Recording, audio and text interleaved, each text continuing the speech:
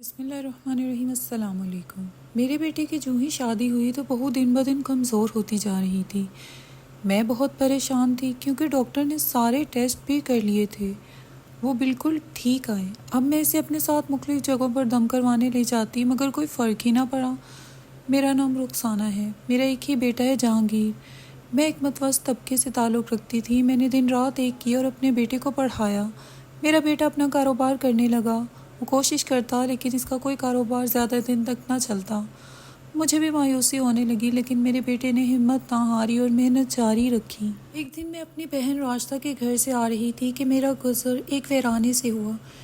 میں بھی اپنے گھر کی طرف قدم بڑھانے لگی۔ میں نے وہاں دیکھا کوئی نظر نہیں آ رہا تھا لیکن رونے کی آوازیں سنائی دے رہی تھیں۔ میں ڈرتے ڈرتے آگے بڑھی تو دیکھا کوئی لگ بھگ 20 سال کی لڑکی ہے جو اپنا چہرہ گھٹنوں میں چھپائے رو رہی ہے۔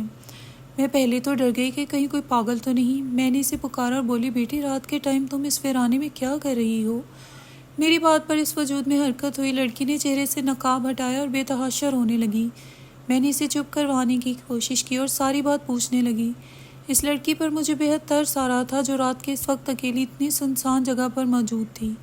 میں نے اس سے گھر والوں کا پوچھا تو وہ روتے ہوئے بولنے لگی، میرا نام شہزادی ہے، میں گاؤں سے ہوں، میرے اماں ابا نے مجھے گھر سے نکال دیا ہے، وہ میری شادی ایک بوڑھے آدمی سے کرنا چاہتے ہیں۔ میرے بابا نے اس بوڑھے آدمی سے قرض لیا تھا جس کے عوض وہ اب میرا سودا کر رہے تھے۔ میں نے اماں ابا کے پاؤں پڑے لیکن انہوں نے مجھ پر رحم نہ کیا اور مجھے گھر سے باہر نکال دیا۔ وہ اپنی آپ بیتی اپنا درد مجھے سناتی سسکیوں میں رونے لگی۔ میں نے اسے اپنے سینے سے لگایا اور تسلی دی، بیٹا اللہ تمہارے ماں باپ کو ہدایت دے، آ جاؤ میرے ساتھ، میں تمہیں تمہارے ماں باپ کے پاس لے جاؤں اور ان کو سمجھاؤں گی۔ میں نے شہزادی کو وہاں سے اپنے ساتھ لیا اور اپنی بہن راشدہ کے گھر آ گئی۔ راشدہ نے مجھ سے شہزادی کے بارے میں پوچھا تو میں نے اسے مانوان ساری کہانی سنائی، وہ بھی جو ان لڑکی پر ترس بھری نگاہوں سے دیکھنے لگی۔ میری کوئی بیٹی نہ تھی لیکن مجھے شہزادی کو دیکھ کر بے تحاشا دکھ ہوا۔ میں نے اگلی صبح اس کے بتائے گئے پتے پر اسی لیے آ پہنچی اور دروازہ کھٹکھٹایا تو وہاں سے ایک نوجوان لڑکا باہر نکلا۔ شہزادی سے دیکھتی میرے پیچھے چھپ گئی۔ میں نے اس سے پوچھا، کیا ہوا، تمہارے رشتے دار ہے؟ تو شہزادی نے انکار کیا اور اس نوجوان سے اپنے ماں باپ کے بارے میں پوچھنے لگی۔ نوجوان نے ہمیں بتایا کہ وہ کل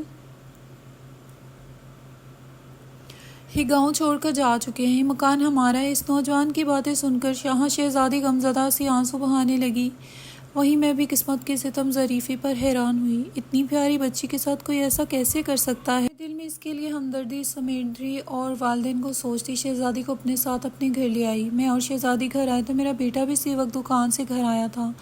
میرے ساتھ شہزادی کو دیکھ کر ناگواری سے دیکھتا اپنے چھوٹے سے کمرے کی طرف بڑھ گیا۔ میرا گھر زیادہ بڑا نہیں تھا۔ میں نے شہزادی کو اپنے کمرے میں بٹھایا اور جہانگیر کے کمرے میں چلی آئی۔ جہانگیر بہت غصے میں چیزیں الٹ پلٹ رہا تھا۔ میں نے گہرا سانس بھرا۔ میں جانتی تھی کہ جہانگیر کو لڑکیوں سے خصوصی چڑ تھی، وہ اپنے آپ میں رہنے والا شخص تھا۔ میں نے اس کے پاس بیٹھی اور متانت سے اسے سمجھانے لگی کہ بیٹا کیوں ایسا کر رہے ہو؟ اس نے کہا، امی جان یہ لڑکی کون ہے جسے آپ ہمارے گھر لے آئی ہیں؟ میں نے اس کی بات سنی اور بولی، بیٹا وہ لاوارث ہے، اس کے ماں باپ نہیں ہیں، اس لیے میں اسے یہاں لے آئی۔ میری بات سن کر جہانگیر اٹھ کھڑا ہوا اور جانے لگا۔ میں نے اس سے روکا تو وہ بولا کہ اماں آپ بہت بولی ہیں، میں آپ کو کیا بتاؤں کہ لوگ کیسے فراڈ کرتے ہیں، کیا پتہ یہ لڑکی بھی فراڈ ہو، پھر ہم کیا کریں گے، کہاں جائیں گے؟ میں نے اسے سمجھایا اور اپنی قسم دی، تب جا کر اس نے شہزادی کو گھر رکھنے میں حامی بھری۔ میں پرسکون تھی کہ کم از کم شہزادی میرے ساتھ رہے گی، اسے کوئی نقصان نہیں پہنچا سکے گا۔ لیکن وہ کہتے ہیں نا کہ وقت اور قسمت کا کیا پتہ کب بدل جائے، وہ گزرنے کا کسی کو پتہ ہی نہ چلا۔ شہزادی کو میرے پاس آئے 3 ماہ ہو گئے تھے۔ وہ میرے ساتھ کام میں ہاتھ بٹاتی اور میری خوب خدمت کرتی، مجھے تو جیسے رب نے ایک بیٹی دے دی تھی۔ شہزادی مجھے کسی کام کو ہاتھ نہ لگانے دیتی، راتوں کو اٹھ کر میرے پاؤں دباتی، نیز اس طرح ہر طرح سے میرا خیال رکھا۔ میں بہت خوش تھی اسے دیکھ کر۔ شہزادی کے لیے میں جتنا خوش تھی، جہانگیر کے لیے پریشان بھی۔ اسے اب شہزادی سے پہلے جیسی پرخاش تو نہ تھی، لیکن شہزادی پھر بھی اس کے سامنے آنے سے کتراتی۔ میں نے بہت کوشش کی کہ وہ جہانگیر کا ڈر بھلا دے، لیکن وہ بھی اپنے نام کی ایک تھی۔ اس کے یہاں آنے کے بعد میں نے ایک چیز پر تجزیہ کیا تھا کہ شہزادی اب جہانگیر کو بری نہیں لگتی تھی۔ میں نے اس کی نظروں میں پسندیدگی دیکھی تھی۔ میں نے اسے راستے پر لانے کا سوچا۔ میں نے اپنے محلے کی رشتے والی سے شہزادی کے رشتے کی بات چلانے کو کہا۔ اس نے میرے مطابق میرے گھر رشتہ بھیج دیا، رشتے دار والوں کو شہزادی پسند آ گئی تھی۔ انہوں نے باقاعدہ رسم کرنے کا کہا اور اگلے ہفتے آنے کا بول کر چلے گئے، پر جہانگیر کو جب یہ پتہ چلا تو اس کے غصے کا گراف بھرنے لگا۔ وہ فوراً میرے کمرے میں چلا آیا اور بولا کہ اماں، میں شہزادی سے شادی کرنا چاہتا ہوں۔ میں اس کی بات پر اسے گھورنے لگی اور بولی، تو اس بچی سے کھار کھاتا ہے اور اب کیسی شادی کی باتیں کر رہا ہے؟ میری بات سن کر میرے پاس بیٹھا اور قطعی انداز میں بولا کہ شہزادی کی شادی صرف مجھ سے ہوگی، میرے علاوہ اور کسی سے نہیں۔ جہانگیر اپنی بات بولتا میرے کمرے سے باہر نکلتا ہوا چلا گیا۔ پیچھے سے میں اس کی باتوں پر مسکرانے لگی۔ جہانگیر تو مان گیا تھا، لیکن اب سب سے بڑا مسئلہ شہزادی کی رضامندی کا تھا۔ میں جانتی تھی وہ شروع سے ہی جہانگیر سے خوفزدہ رہتی ہے، گویا اس کے ساتھ پوری زندگی گزارنا بہت بڑا فیصلہ تھا۔ میں نے اگلی صبح نماز کے بعد شہزادی کو اپنے پاس بلا کر بٹھایا اور متانت سے اسے سمجھانے لگی۔ میں نے اس سے پوچھا کہ کیا تم میرے بیٹے کی شریک حیات بنو گی؟ میری بات پر شہزادی نے جھٹکے سے سر اٹھایا جیسے اسے کرنٹ لگا ہو۔ وہ نفی میں سر ہلانے لگی۔ شاید شہزادی اب بھی خوفزدہ تھی۔ میں نے اسے سمجھایا کہ جہانگیر برا نہیں، بس اپنی پھپھو کی وجہ سے اسے لڑکیوں سے نفرت ہے۔ اس کی پھپھو نے بہت برا کام کیا تھا جس بنا پر خاندان سے بے دخل کر دی گئی۔ جہانگیر بھی انہی کا خون ہے، وہ بس عورت کے کردار کو نہیں سمجھ پاتا، اس لیے دور رہتا ہے۔ باتوں سے اس کے دل پر لگی گرد تو ہٹ گئی تھی۔ میں نے اس سے وعدہ کیا کہ کبھی اس کے ساتھ ناانصافی نہیں ہونے دوں گی۔ میری بات سن کر میرے گلے لگ گئی اور بولی، میں آپ کو کیسے انکار کر سکتی ہوں؟ اماں، آپ تو میری محسن ہیں، آپ نے اس وقت میرا ساتھ دیا جب میرے اپنے ماں باپ مجھے چھوڑ چکے تھے۔ میں بہت خوش تھی کہ رب نے مجھے ایسی نیک سیرت بہو عطا کی ہے۔ میں نے شادی زیادہ دھوم دھام سے تو نہیں، لیکن بہت خوشی سے کی۔ محلے کے تمام گھروں میں دعوت دی اور ان کو بھی اپنے گھر کی پہلی خوشی میں شامل کیا۔ شادی کے بعد ہی جہانگیر نے شہزادی کا بہت خیال رکھا۔ وہ اس کے کھانے پینے کا بھی بہت خیال رکھتا، لیکن ایک بات مجھے اندر ہی اندر کھائے جا رہی تھی، وہ تھی شہزادی کی صحت۔ شہزادی کی کمزوری بڑھتی جا رہی تھی، وہ تھوڑا سا کام بھی کرتی تو ہانپ جاتی۔ میں نے ہر نسخہ آزما لیا تھا، لیکن اس کی طبیعت میں کوئی سدھار نہ آیا۔ شہزادی کی صحت دن بدن گرتی جا رہی تھی۔ میری بہو بہت خوبصورت تھی، اس کی غلافی آنکھیں کسی کو بھی گرویدہ کر لیتی۔ جہانگیر میری شہزادی سے عمر میں تھوڑا زیادہ تھا، لیکن وہ میری شہزادی کا پورا خیال رکھتا۔ مجھے یاد ہے شادی کا وہ دن جب میری بہو دلہن بن کر میرے کمرے میں آئی۔ میں بہت خوش تھی، میری بہو بہت سلیقہ شعار تھی۔ شادی کے بعد نے مجھے کوئی پریشانی نہ دی، بلکہ بالکل خاموش رہنے لگی۔ جو کام میں اسے کرنے کا کہتی وہ خاموشی سے کر دیتی اور چلی جاتی۔ مجھے اس کی فکر رہنے لگی۔ میں نے کافی حکیموں سے بھی اس کی دوائیاں لیں پر کوئی فرق نہیں پڑا۔ میری بہو کی صحت گرتی جا رہی تھی۔ میرا بیٹا دکان سے گھر آیا تو میں نے اسے بہو کی طبیعت کا بتایا۔ وہ اپنے کمرے میں چلا گیا اور اپنی بیوی کو دیکھا جو نکاح زدہ حالت میں تھی۔ میں نے اسے دراز سے ایک شیشی نکال کر اسے شہد چٹانے لگا۔ یہ اس کی شادی کے دوسرے دن سے ہی معمول تھا۔ مجھے اس پر شک سا رہنے لگا۔ وہ روز میری بہو کو شہد چٹاتا اور اسے چھت پر لے جاتا۔ میں بہت حیران ہوتی، اس سے پوچھ کر کرتی، لیکن وہ کچھ نہ کوئی بہانہ بنا دیتا۔ میں نے بھی سوچا کہ وہ شوہر ہے، اس کا کچھ غلط تو نہیں کرے گا۔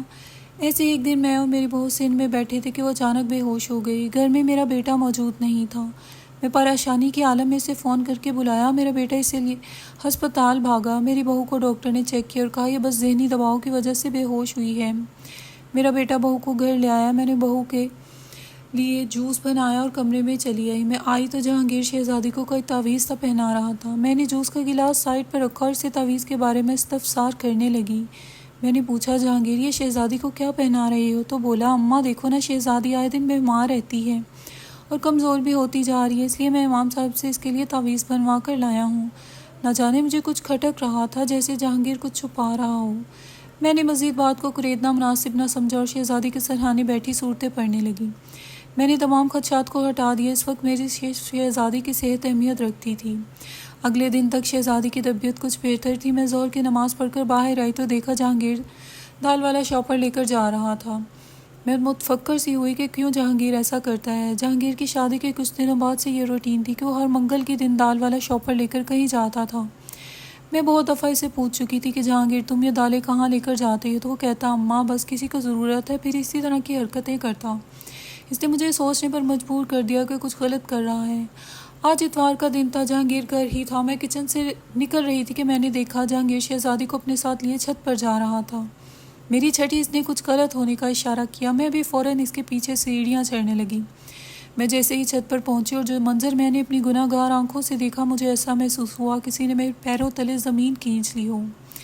میرے سامنے ہی جہانگیر نے شہزادی کو ایک گھیرے میں لٹایا ہوا تھا۔ میری روح یہ دیکھ کر فنا ہو گئی کہ وہ شہزادی ہوش میں نہیں تھی۔ اس کی آنکھیں بند تھیں اور جہانگیر اس کے سامنے بیٹھا کچھ پڑھ رہا تھا۔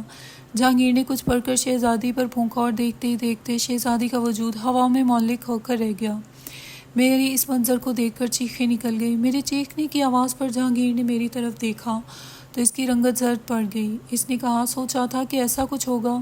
میں اس کے سامنے آئی اور زور سے چماٹ اس کے چہرے پر مارا۔ وہ بہت پاگل سا لگ رہا تھا۔ میں نے اس کے منہ پر تھپڑوں کی بارش کر دی۔ وہ بھی بنا کچھ بولے کھڑا رہا۔ میں نے اس سے کہا، نامرد، بے غیرت انسان، یہ سب کیا کر رہے تھے؟ تمہاری ہمت کیسے ہوئی کہ ایک مظلوم کے ساتھ اتنا گھناؤنا کھیل کھیلنے کی؟ ابھی کے ابھی شہزادی کو ٹھیک کرو ورنہ میں بھول جاؤں گی کہ تم میری اولاد ہو۔ اس نے فوری طور پر کچھ پڑھا اور شہزادی کا وجود اس گھیرے میں تھا۔ اب بتاؤ گے ایسے ہی بت بن کر کھڑے رہو گے؟ میری بات سن کر وہ رونے لگا اور اس ساری بات بتانے لگا۔ میں خاموشی سے اسے سن رہی تھی۔ میں نے جب اس لڑکی کو دیکھا تو مجھے اس میں عجیب کشش محسوس ہوئی۔ میں نے خود کو روکنے کی کوشش کی اس کے قریب جانے سے، لیکن ناکام رہا۔ ہمارے نکاح کے بعد مجھے جیسے موقع مل گیا اپنی چاہت پوری کرنے کا۔ آخر کب تک ایسی زندگی گزارتا؟ میں تھک گیا تھا۔